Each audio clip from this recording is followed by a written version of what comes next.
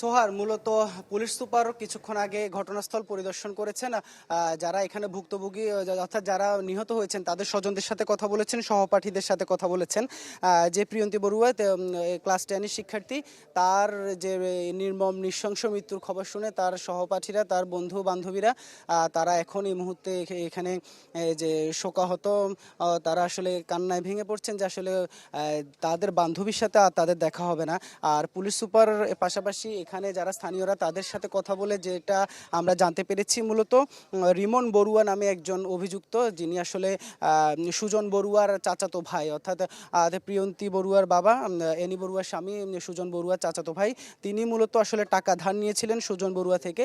সেই টাকা ধারের কাগজপত্রগুলো মূলত আসলে চুরি করে নিয়ে যাওয়ার চেষ্টা হয়েছিল। সেই জায়গায় ধারণা করা হচ্ছে কাগজপত্র চুরি করার সময় এনি বড়ুয়া এবং প্রিয়ন্তী বড়ুয়া তারা দেখে যাওয়াতেই মূলত তাদেরকে আসলে এই যে নির্মমভাবে ছুরিকাঘাত করে হত্যা করা হয়েছে। আর যে পিয়াস বড়ুয়া ছোট্ট 5 বছরের শিশু, তাকেও নির্মমভাবে আঘাত করা হয়, যদিও ভাগ্যক্রমে সে এখনো বেঁচে আছে। আর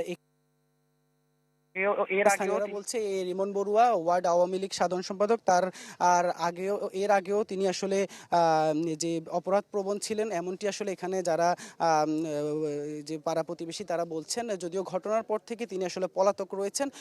তাকে ধরতে প্রশাসনের যে অভিযান সেটি অব্যাহত রয়েছে। পুলিশ সুপারও জানিয়েছে যে খুব দ্রুতই এই ঘটনার আসলে মূল কারণ কি, পাশাপাশি জড়িত যারা তাদেরকে আসলে খুব দ্রুতই গ্রেফতার করা হবে। আর যেহেতু দুজনকে বেশ কয়েক জায়গায় অর্থাৎ তিনজনকে ছুরিকাঘাত করা হয়েছে বেশ কয়েক জায়গায়, সেই ছুরিকাঘাত আসলে একজনের দ্বারা সম্ভব হয়েছে কিনা বা এর বাইরে আর কেউ জড়িত আছে কিনা সে বিষয়টিও আসলে পরবর্তীতে জানা যাবে।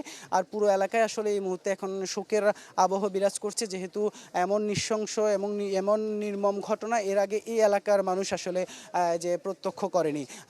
সবকিছু মিলে আসলে যে একটি শোকের পরিবেশ, কান্নায় ভেঙে পড়ছেন যারা পাড়া প্রতিবেশী, তারাও যারা আসলে সুস্থভাবে বেঁচে ছিল সেই মানুষগুলো আসলে একজন অপরাধীর দ্বারা আঘাতপ্রাপ্ত হয়ে এখন দুনিয়া ছেড়েছেন। সোহার, ধন্যবাদ আপনাকে।